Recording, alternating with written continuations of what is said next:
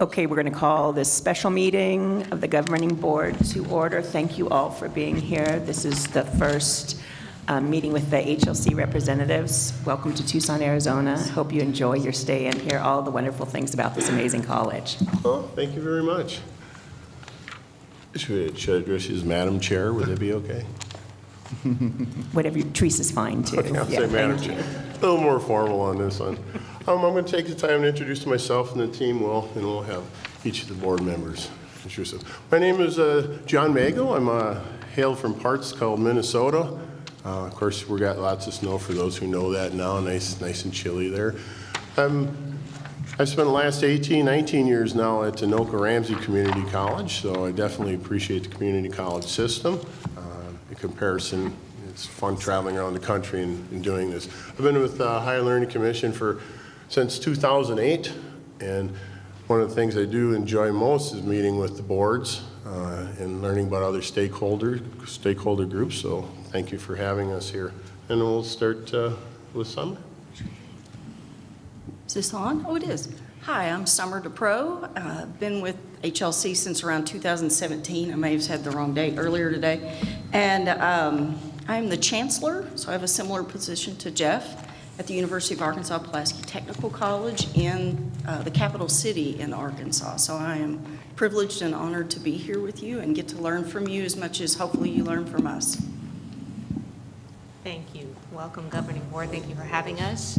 I'm Dr. Charmaine Hines. I'm Vice Chancellor of Academic Accountability and Policy at Wayne County Community College District, Urban Suburban Multi-Campus District in Detroit, Michigan. Thank you.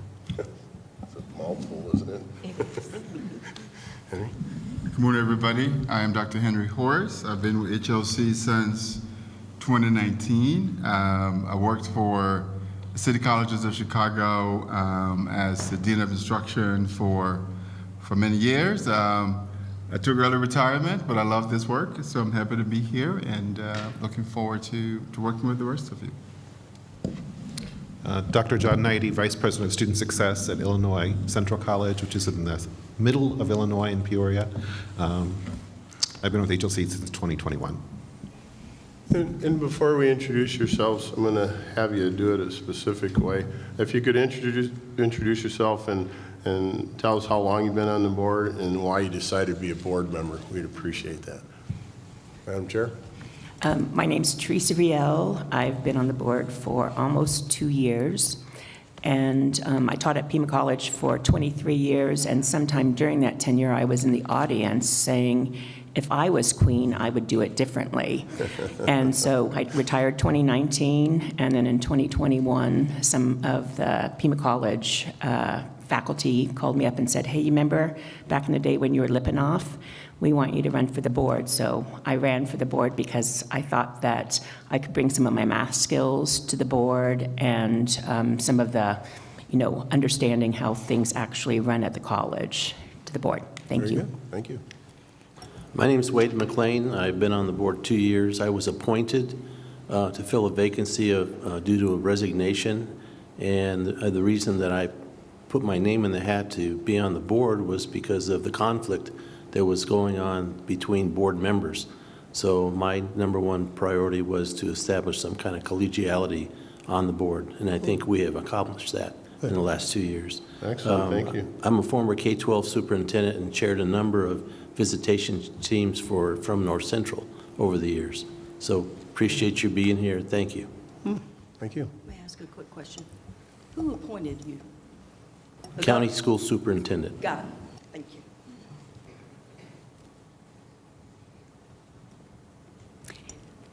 Good morning. My name is Maria Garcia. I've been on the board for 6 years. The reason that I ran for the board was because I felt that the community needed a voice that understood their needs, and I felt that I could make a difference.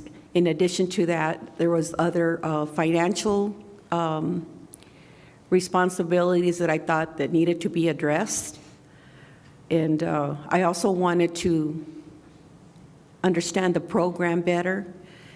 I worked with Pima College. I had employees. I worked for Raytheon for 36 years. And during that time, there was a lot of students that were coming from Pima College. And I would always encourage them to go because we needed a skilled workforce. So on that end, I also understood what industry needed. And then I'm also a Pima student. So I started out here, and I was here right at the beginning when it first started, which for me anyway, was like 1974. I love Pima. I like the way that they interact with the students, the support that the students get, and I wanted to ensure that those things continued. Thank you. Thank you. Good morning. My name is Greg Taylor. I was elected the same year that Teresa was, same ballot, so I've been on the board just approaching 2 years now. I ran for the board because of how critically important this institution is as an economic development and workforce development engine.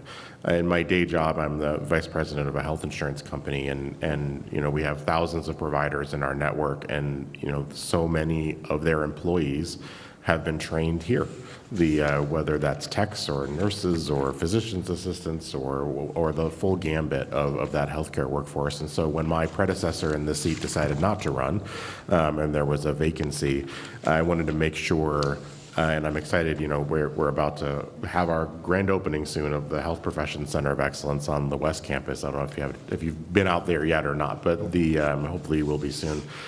So the projects like that, and not only in healthcare but across industries in this community, this is an incredible driver for employers, but also for our students to get in career pathways that are life-changing for them, that take them on a trajectory out of poverty into a family living wage. And I wanted to make sure that those programs at the college could sustain and then grow and diversify, and I'm excited that we've been continuing to do that.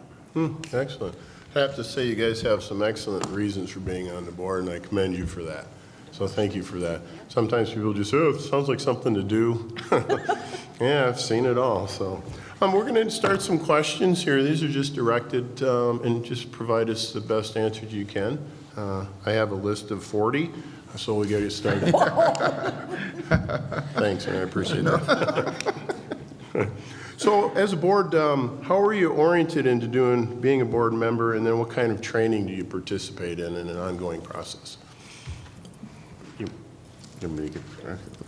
Teresa and I are, I guess we started at the same time we did, but the newbies in terms of that, I will say, have someone who did not really have a background in higher ed, had a great appreciation for it, but didn't have the extensive background in either K through 12 or higher ed that some of my colleagues did. I felt incredibly well supported. And so, the orientation really took the form of a few different things. One was in the months leading up to getting seated and being on the board, we went through multiple sessions of orientation with leadership at the college. So to understand how the college functions operationally, different programs, that we took tours of all the campuses and all the facilities so that we could see the full breadth and depth of it. And to which, even though I was running for the board, I didn't know the full breadth and depth of it until I really started to see everything the college does and the incredible work that's happening.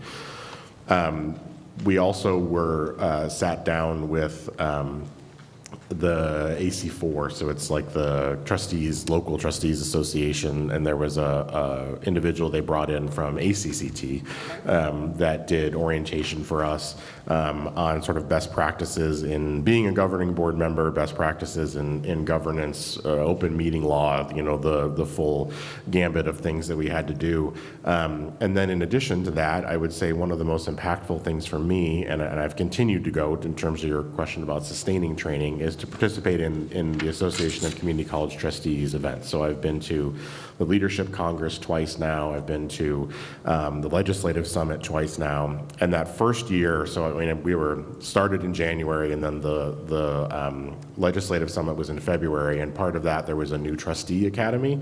And so I did that pre-conference session, which was sort of a day-long boot camp of everything we'd been doing in the weeks and months before that. So that was also a fantastic way to stay engaged and orient myself. So I really felt like I was able to hit the ground running. College was very responsive to any questions I had. And I felt, again, as someone that wasn't coming in with really any background in higher ed, I felt like we did a fantastic job of, I mean, it was a little drinking from the fire hose, but it just is what it is when you're doing that. But I felt very well supported and continue to through ACCT and some of the other, our retreats that we do and continue to stay on top of what we need to as board members. Oh, nice. Do you have a mentorship program set up here for newbies? No, we don't. Okay. But it might be a great idea. The chancellor and I, the former chancellor and I, also went to a chancellor board chair retreat orientation the third month I was on the board. So, we do those kind of things. And just I can say that what Greg mentioned is the same for all of us.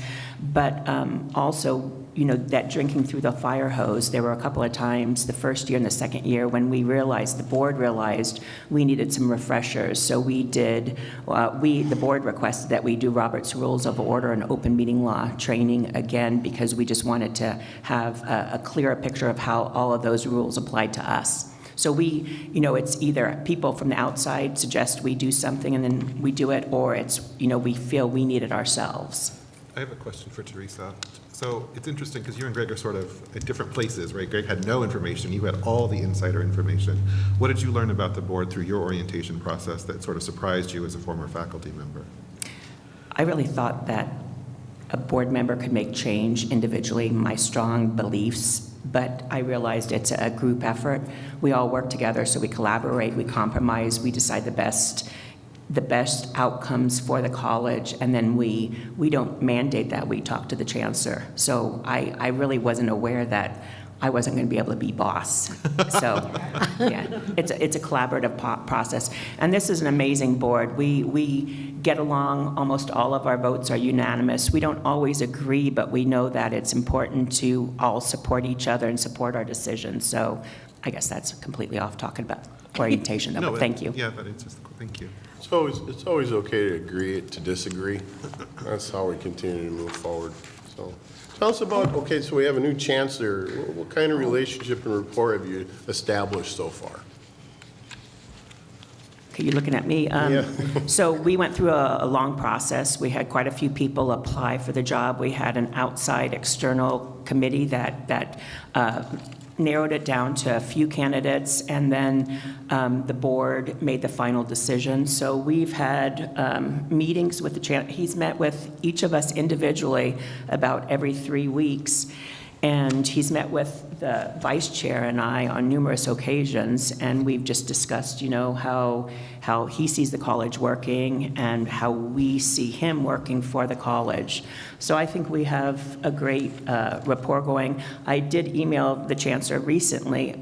I think we both know what our jobs and our role is, but I reminded him that when I went to that conference with our former chancellor for the board chair and the CEO, there were a lot of things that we learned, so that's also on the table for the future training. Thank you.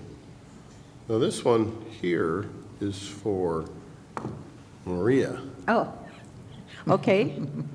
What's the biggest challenges you face as a board? I guess, we're supposed to talk about the future, not the past, right? Well, no, you learn from the past to build the future. Okay, so I'm going to tell you that what I found was that in the past, it was not getting enough information or accurate information. And what we get now is we get full information, okay? I prepared, the biggest challenge was trying to understand what did I need to ask, to get that information, how to ask it. It's different when you're not part of it, so for me, it was relearning a lot of stuff, and the faculty and the chancellor's different roles, my role. But I wanted to add that the ACCT has been instrumental in helping me, because a lot of times if I have a question or I'm not really sure, I call them up and ask them. David Borowski has been excellent, so it's put me on the right path. So thank you. Now you know why I asked you that question. Yes, I do. Okay. Open it up to the board, the team here. I have a question, and it's open to Chair or Vice Chair. What do you, given your knowledge of being a board and what your role is, what do you see is your priority in support of the Chancellor's alignments for how you want to move as a collective going forward? Well, I've spent my entire career working for a board, and so this has been a little bit different for me. I think one of the positive aspects of what we've gone through in the last 2 years is looking for a new chancellor. Teresa and I sat through every advisory committee meeting, through all their interviews with the candidates prior to us doing our interviews and making a decision. And that's an unbelievable amount of information when you hear 10 professionals applying for this position here and what their thoughts are. And we hired the person that has the best thoughts.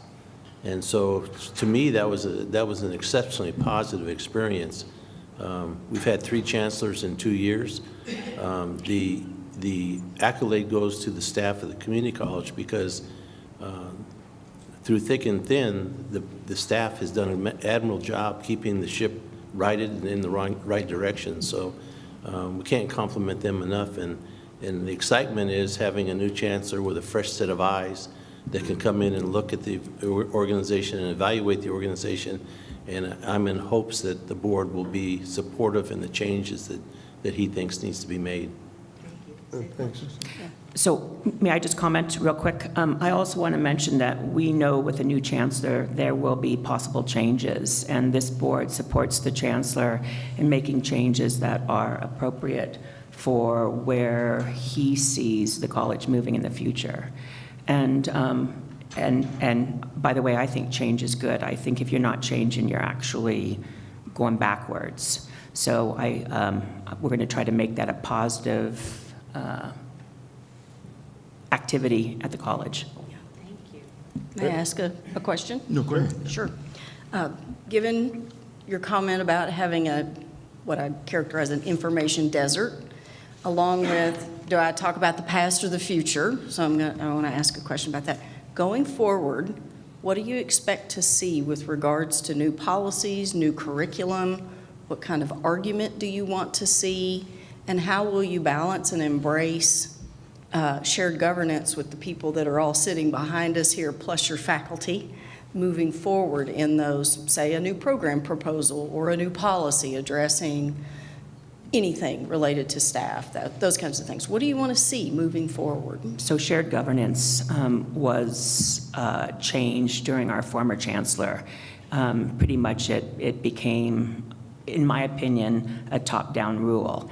And we know from best practices that when you have this kind of community filled with all of this information and all of these brains, when you neglect to ask for suggestions and ideas and options, and you just make a decision because it's what I think is the best, incorrect decisions are made.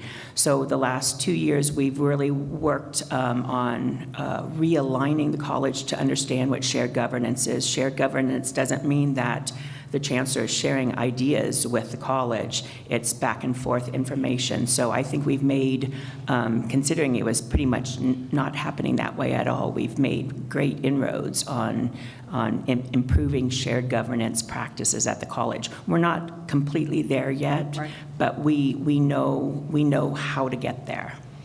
And if I can add on that too, I think part of what is exciting about the fortuitous timing of Dr. Nassi starting and you all being here is this allows us sort of an objective baseline on steroids, right? Like you all can bring in your outside perspectives in terms of where we are, what we're doing well, where we have room for improvement. We can combine that in terms of what you're going to share with us with what Dr. Nassi's been preparing. He's had 100 days of listening, learning, leading. Was that the 3 L's? What, right? Where he's met with literally thousands of internal and external stakeholders to look at different parts of the college. And so we're going to be in I think what is actually a really fortuitous position to get these sort of two combined objective looks at where we are, and then we can use that as a baseline of information to collectively figure out how we move forward. And similar to what Teresa was saying, in that shared governance approach, we've had several retreats, conferences, sessions with us and leaders, administration, faculty, staff, to talk about how we're going to work together and go forward. But what we really need is that information about an objective assessment of where we are, and then we can use that as a launching pad for the next 3, 5, 10 years. And so I'm very excited to hear all of your assessment when you're complete, to be able to combine that with our new chancellor and then figure out how we can move forward collectively and leverage all of the knowledge that we have as an institution. I'm gonna have one quick follow-up, and then I'm gonna toss it to Henry for a second here. Jeff talked about equity, that's a priority for him in our first session. So as we move forward with new programs and technology changing and reconfigured programs, I'm a reformed provost, by the way, and so what will you expect to see from the provost, academic affairs, and the chancellor's office with regards to arguing that these are good programs or good moves going forward? Most tend to call it return on investment for the student and return on investment for the institution financially, but I'm curious to know what are going to be your expectations to highlight that equity plus push the campus and workforce forward? We've recently, like within the last 3 weeks, we've asked for information for the new board, because we're going to have 3 new people coming on, and the 2 of us we're 2 years old as far as board membership. We'd like to see numbers of enrollment in each of the different programs. We'd like to know how much it costs for the student to get through the program. We want to have all that information sort of like in a sheet that you can just quickly glance at it and get an understanding of how much is it costing the student in money and in time. And then once they get that degree, what do we expect them to earn as far as hopefully a better than a living wage? And then the second thing we also want to know is how much are those programs costing the college? Exactly. Because both of those, what it's costing the students and what it's costing the college, both of those are super important information. That's great. Henry, I think you had a Yeah, specific so- question about the mission. Well, thank you so much. We know that the HLC, the commission, is a huge proponent of faculty and the work faculty does within a higher institution, a higher education institute, academic higher institution. And faculty independence is very important in terms of how their work is done and how they support student success. And so in terms of faculty independence and intellectual property, I just want to make sure you talk a little bit about how the board ensures the faculty has that authority and is supported, and that the board approves and not influence how faculty does their work. So you talk a little bit about what you've seen or that process of how you ensure that faculty independence exists here at PCC.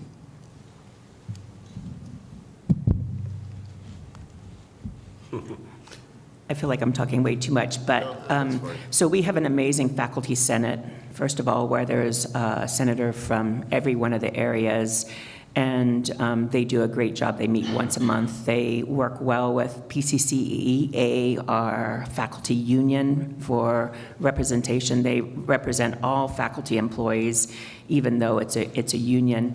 And those 2 groups work really, really well together, and they have representatives to the board, so both of them come and talk to us. So we know what's going on in those 2 areas. Faculty, as you all well know, I'm sure this is nationwide, faculty is a very strong group. They know that they have the intellectual knowledge, and they will fight tooth and nail to make sure that they can teach the way they want to teach. And this board knows that that's, appropriate, right? The faculty are the people who have the knowledge. We don't. We do support, we have a faculty learning academy where faculty, just recently, the Teaching and Learning Center, I think that's what it's called, they had 47 completely different activities for faculty to learn and to learn new, knowledge, and many of those were repeated on more than one occasion. So they had thousands of not all different people, because we don't have that many full-time faculty and adjunct faculty, but faculty are, their intellectual knowledge is noticed and appreciated and supported at this college. I have a question too, if you don't mind. And my first is that there's noted, you all talked about within the last couple of years, how you've had refreshers, how you've stormed, normed, and are forming as a board. And you have some outgoing members, and you have incoming members, which will have a cultural shift, if you will, in terms of how you want to build on what you all described so far. Can someone talk about what impact that may have, those who are going out and those who are coming in, what that may have on that work? That's question number one I have. I'm going to answer that. Thank you. Well, that part of it. Having been on the board for 6 years and having the first orientation 6 years ago, it is quite different now when new members come in. It's a lot more inclusive, complete. They cover all the areas. I mean, honestly, I believe it's almost like a 2 or 3 day orientation, okay? And as a board member, previous board member, I did not have to attend those sessions, but I did. And so I made a comparison between the two, and I realized that, it was a lot more extensive, and I learned a lot. And maybe it's because I was already here and have already made mistakes, but then now I think that now they'll be able to, learn from it. Okay, I'm sorry. The next question was what? The first one is, what do you foresee, all of you, the cultural shift that the incoming members will bring? And you can speak, and I would like others to speak as well, because it definitely will have an impact. You've stormed, you've normed, but you're about to re-go through that same process.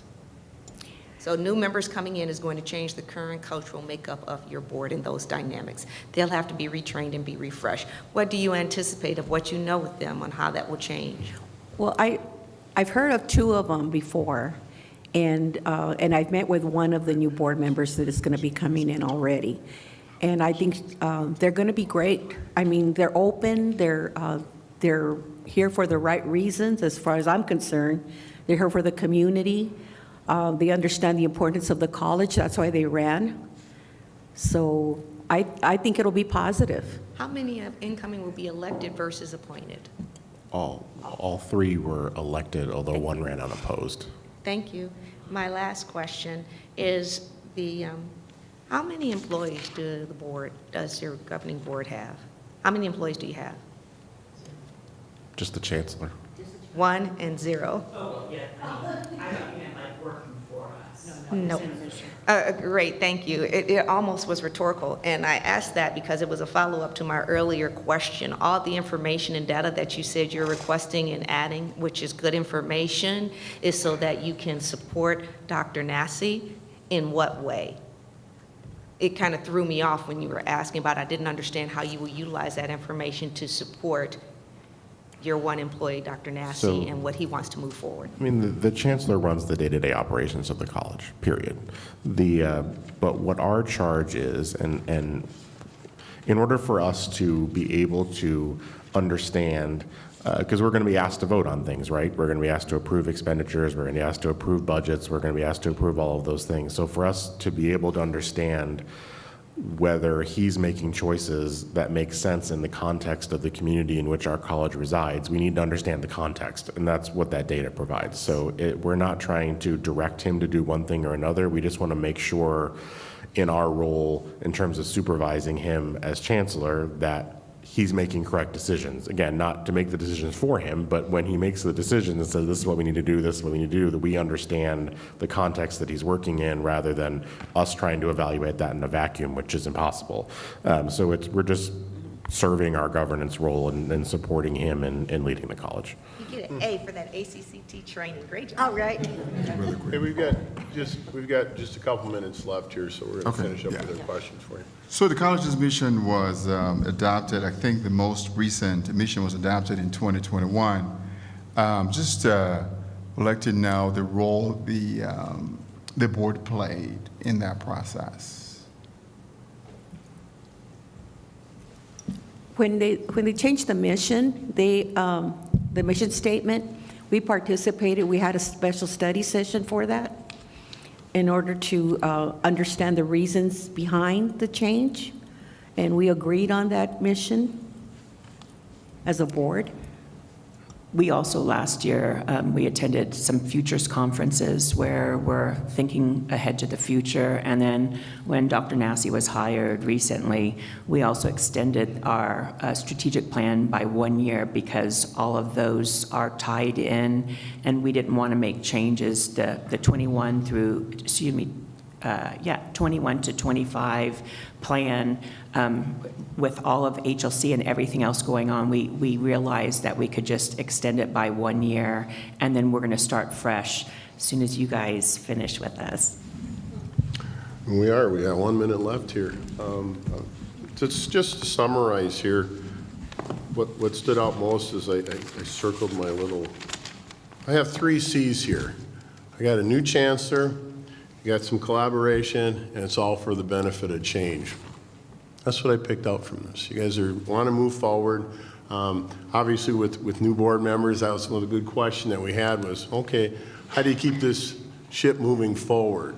And it sounds like you have a plan to do that. I don't ever want to go, step backwards. So keep moving forward. Right. I want to thank you. Is there anything you want to leave the HLC team with? I think if I were you, I'd add another C, and that was culture. Great. One of the aspects that's going to cause this college to move forward in a positive way is the culture that's established between the board and the chancellor, and therefore the chancellor and the faculty and staff. And I think when we made a decision to hire Dr. Nassi, that was one of our top priorities, that we needed a positive, open, honest culture in this organization. It hasn't always been that way, but I feel like we're just about ready to turn the corner and put all of that former conflict behind us. And we're going to rely heavily on the new chancellor, and our job is to support and supervise. And I think that we're capable of doing that. I think the new board's capable of doing that. And I just think that the establishment of a positive, open, honest culture is key to the success of the organization. Excellent. I'll accept that C. Put that in my notes. So. All right, we're over. The time is over. On behalf of HLC, thank you for attending this session. We appreciate that, and we'll move on to the next one. All right. Thank you all so much. Thank you all for being here, and go Pima. That's right. Yeah, meeting adjourned. Thank you.